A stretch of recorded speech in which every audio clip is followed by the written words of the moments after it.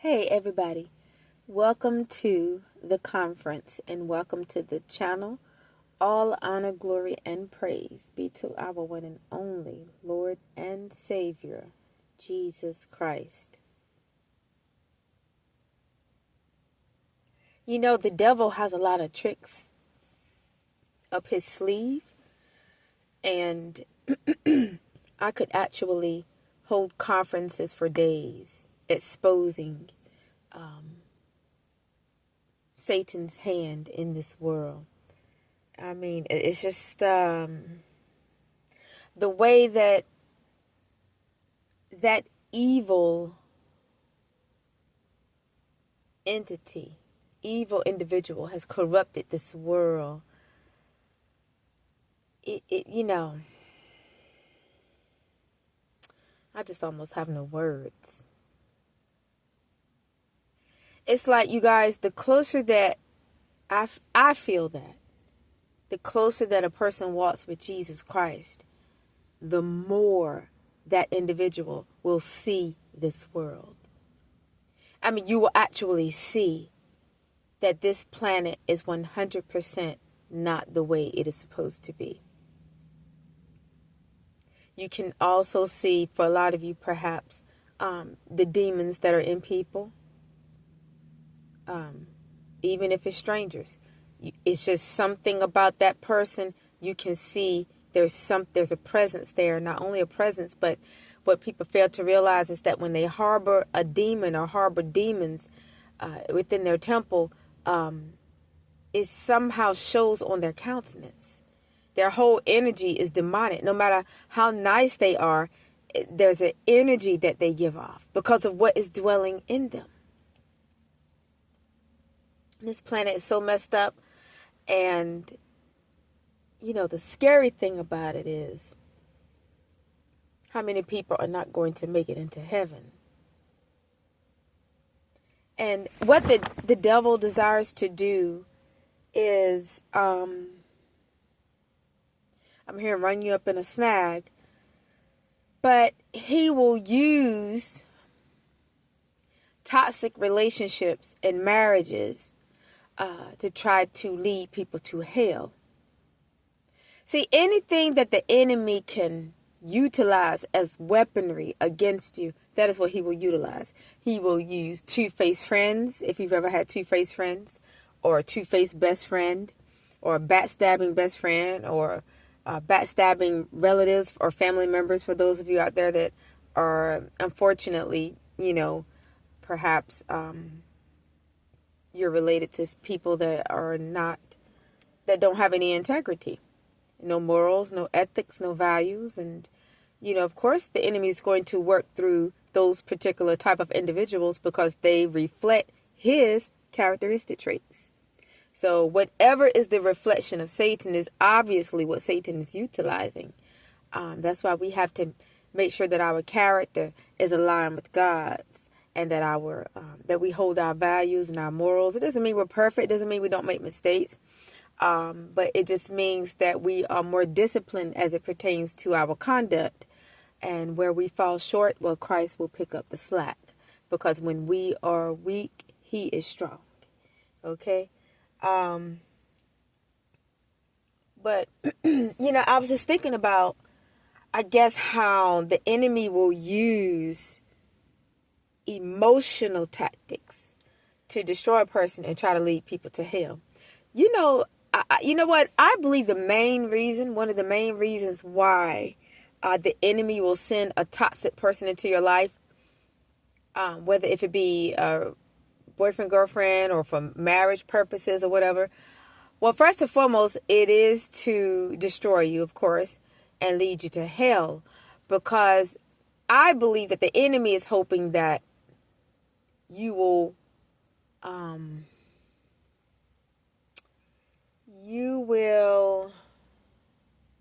have an unforgiving heart as a result of what his minion that was sent to you by him did to you.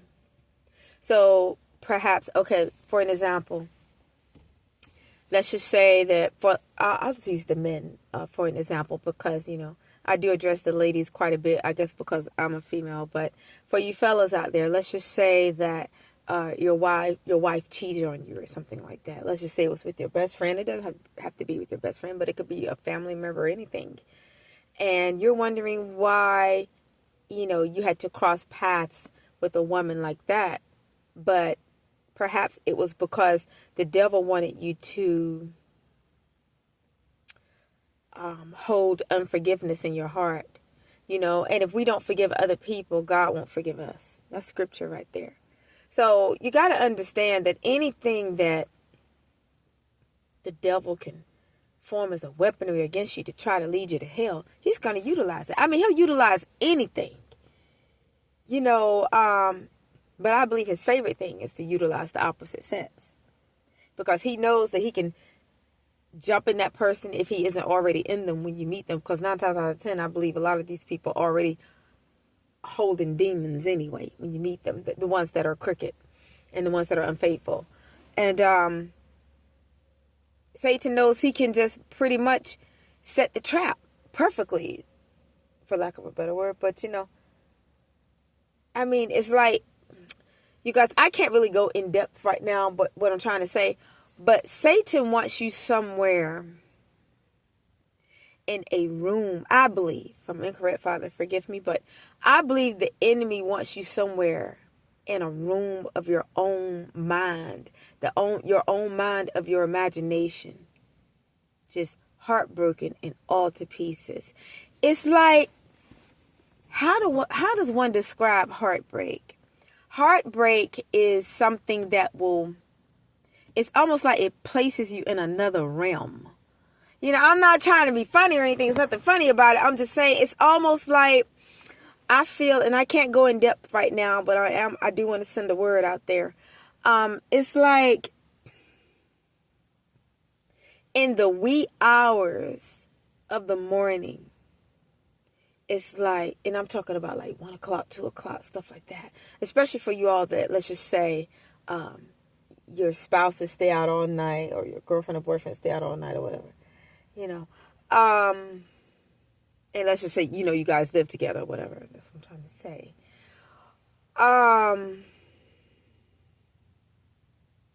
Satan wants you somewhere in your mind, whoever you are, that I believe he does. I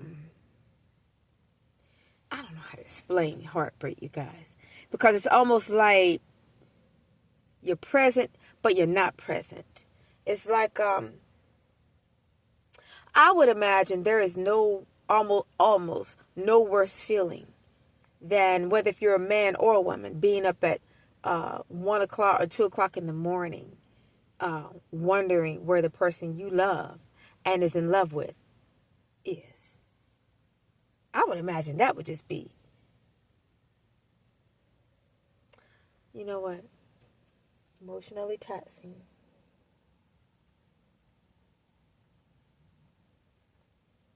I would think those are the longest nights,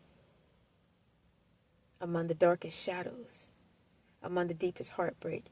A lot of you got to look at what Jesus Christ brought you back from, because Satan was hoping that your heartbreak would kill you. And some people do commit suicide behind heartbreak. They just can't take it. They just don't know that perhaps out there somewhere, God has had somebody else for them that will love them the way that they love. But they were so heartbroken that they took their own life. They just couldn't take it. That's how deeply some people can love. I almost want to say it's dangerous to love like that. But you can't control your heart. Your heart is like a whole separate, I don't want to say persona, but it's like a whole separate part of you that doesn't do what you tell it to do. It does what it wants to do. It's like its emotion fights your logic. I don't know of anybody on this planet that has control over their own heart as it pertains to love and falling in love.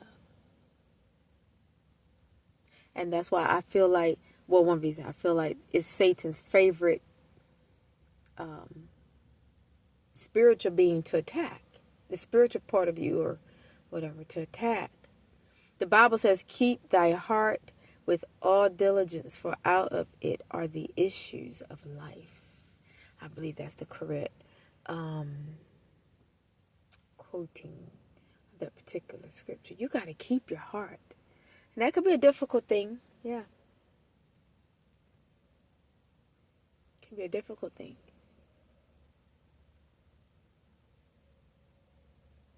Matters of the heart. It's a mysterious little creation. It's mysterious. The heart is very mysterious, you guys. Because no matter what you may think or be thinking, your heart, it's almost like your heart is talking smack to you saying, I'm going to do what I want to do. You know, what comes to mind is a song. I don't have my singing voice really right now, but I don't know the title of it, but it goes, how did you get here? Nobody's supposed to be here. I've tried that love thing for the last time. Y'all know that song, don't you? How did you get here? Nobody's supposed to be here. I think that's the word. I don't know. Are those the words? I've tried that love thing for the last time. My heart says no. Nobody's supposed to be here. But you came along and changed my mind. Those words are so true for a lot of folk.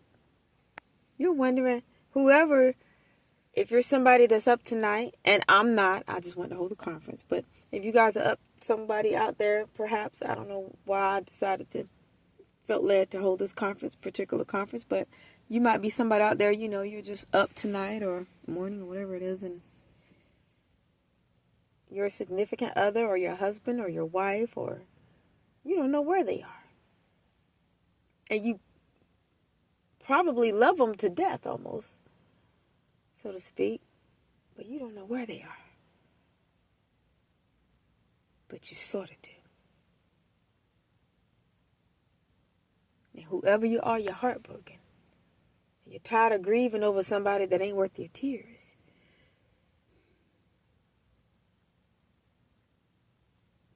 See, the devil is trying to destroy you by way of your emotions and by way of the conduct of an unfaithful spouse or an unfaithful significant other.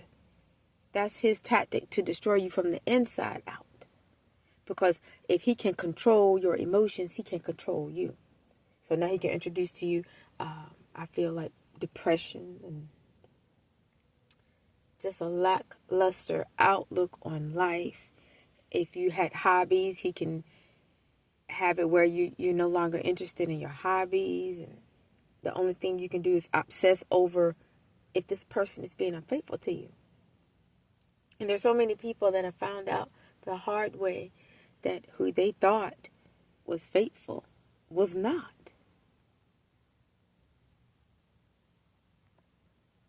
You guys, I am just 100% against people being unfaithful. I have always been against cheating. You know what? I don't know about you guys. I have zero tolerance for a cheater. I don't have the capacity to deal with that. I don't even have the substance to tolerate it. I just don't. I just don't. And I feel like, I know. It's just wrong, you guys. Betrayal is wrong. But a lot of people, they want to have their cake and eat it too. And life don't work like that. And in this day and age, with the world that we live in now, cheating is even more risky now from a physical, health-wise aspect than it was even a couple years back. People are talking about the rise in STDs and all of that. And I just want to say that if you are somebody out there, you found out by way of that your husband or your wife or your significant other has not been keeping it 100 with you. First of all, I want you to know that their behavior is not a reflection on you. It has nothing to do with you. And God is going to get them. They're not going to get away with disrespecting you or breaking their marriage vows or relationship promises or whatever your respective cases may be out there. And I'm going to say this as delicately as possible. And a lot of people may disagree, but I could care less. If a person puts your health at risk by going out and having unprotected sex or sex at all with other people, that person does not love you. Because love is automatic protection. You cannot love somebody. I don't feel you can love somebody and protection, a heart or a feeling to protect that person does not come along with it. Why? Because you love them. I'm not talking about, just an affection. I'm talking about real love, the real thing. I'm talking about love, the love that would sacrifice his or her own life for what it loves or who they love, put it that way. Not to refer to people as it, but you guys can catch my drift for what I'm trying to say. But see, a lot of people don't have real love. I don't care what nobody say. When you love somebody, you're going to protect not only their heart, but their health. I don't care how tempting somebody else may be. And a lot of people may say, well, everybody's different and and you're you and they're them. And I know that everybody is different on earth, but I'm going to stand on this. Because if you are an adult, by the time you are an adult, you should know right from wrong. By the time you are a teenager, children know right from wrong. People just do sneaky things because they are selfish and they feel like they can get away with it. And all the while, they're not taking into consideration the risks that they're taking not only towards their own lives, but the lives of the people that trust them.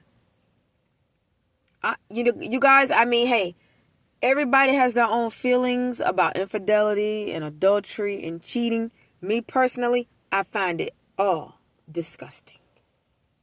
And I will never change my outlook on that because I've always found cheating disgusting. Me personally, I guess you would have to be one to understand one. I just don't understand how a person can claim to love somebody and climb into the bed with somebody else. I just don't. And I'm not judging anybody out there. I understand people make mistakes, but I just don't get it. I can't get my mind around it. I don't want to get it. I don't want to get it. But, it goes without saying, everybody's different. But I just don't understand how a person can do that and then go look at the person that they're supposed to be in a committed relationship with in the eye with a straight face. That's a demon right there. That's scary right there. And don't flinch. Don't get nervous. Don't get shifty and shaky. That's a lack of a conscience. Because when a person has a conscience, I think they're kind of shifty a little bit. They're kind of nervous. They're kind of edgy. But when you got somebody that can look at you with a stone face, eyeball to eyeball, and don't blink, and know that they just crawled out of the bed with somebody else, and now they're standing up in your face trying to pretend they're with you, you better run. You better run. Because you standing there looking at a stone-faced demon. I'm here to tell you. I got a problem with infidelity. I got a problem with infidelity. And God does too. Because God is faithful. You know what? I just don't. Because infidelity, it destroys lives. It destroys families. It destroys people. It destroys some people's psyche. Psychologically, it destroys them.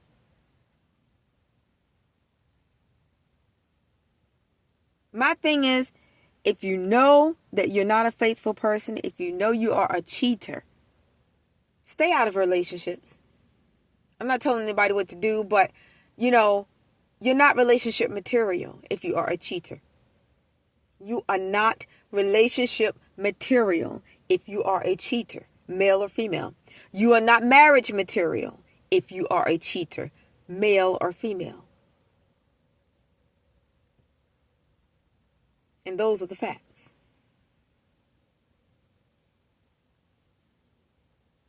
But yet and still, people will go and get romantically involved with people and go out and do something that is detrimental to their health and detrimental to their life and their mental stability. I don't understand it. I just don't. Like, it's a game to it with some folks. They think it's cute. And then for the ones that try to have other people cover for them, cover their dirt, you know that's planned out right there. That ain't no accident, nothing. Ain't no such thing as no accidental cheating. Cheating is a planned out disrespect. I don't blame nobody for leaving a person that cheat on them. I'm not saying you have to. No, you don't have to. You do have to forgive them, yeah, and I believe there's a process to that.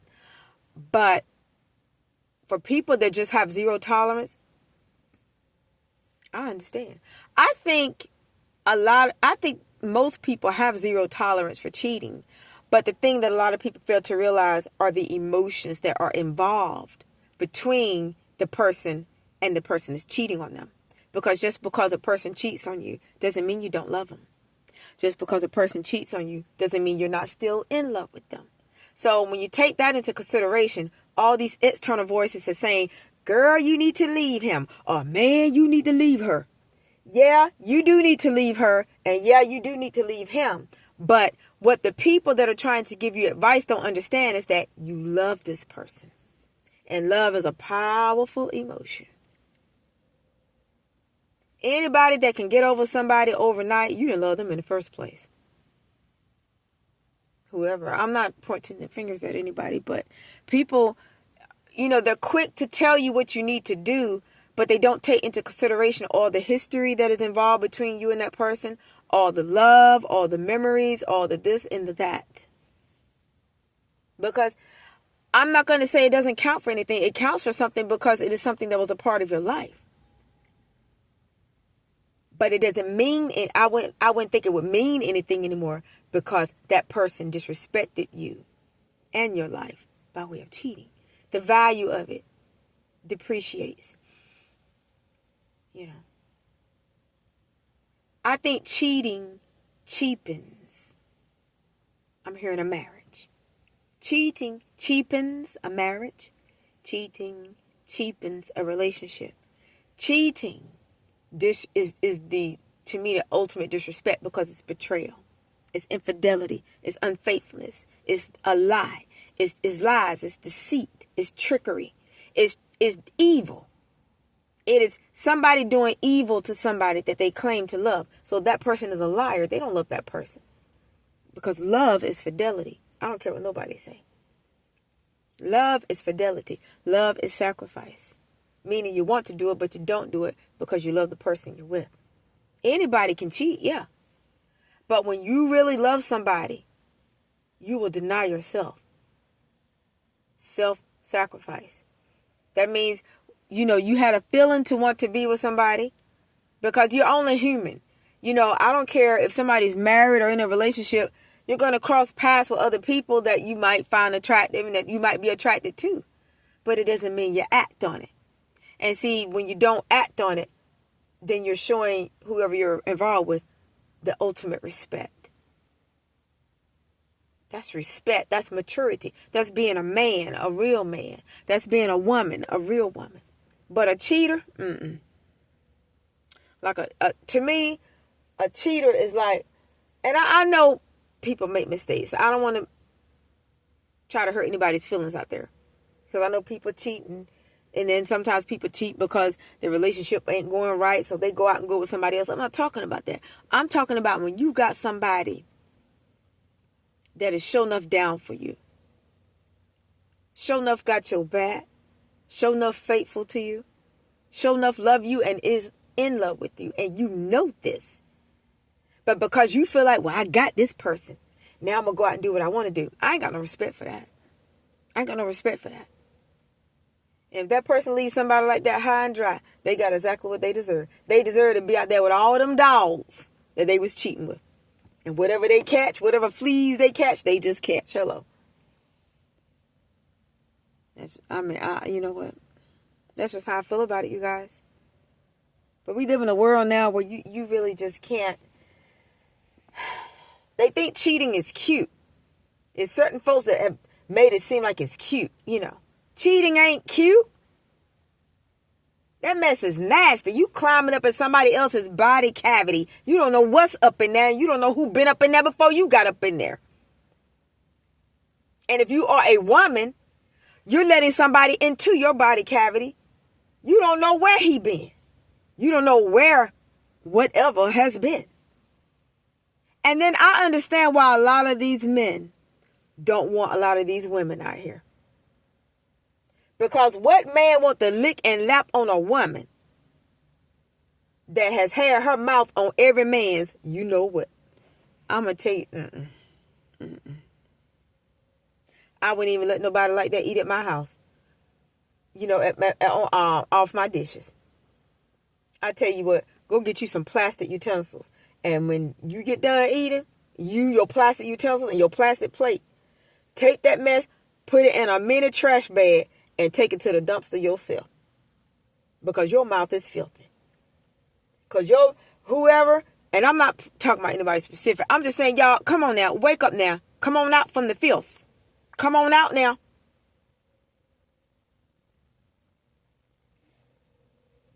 Tell you the truth, I don't understand what kind of world we live in now. I just don't get it. And in some women, you can look at them and tell they just nasty. You can tell they get down like that. They got this nastiness about them. You know, it's a dog, a doggish demeanor they got. Like you could just tell they just dog all the way. You know, I don't know how to explain it, but I can see it on them, certain ones. You can just tell they just get that. They just nasty like that. Just with every man that way. No. Matter of fact, no. Nobody like that. No, they could never eat out my dishes. No. Eat off the ground.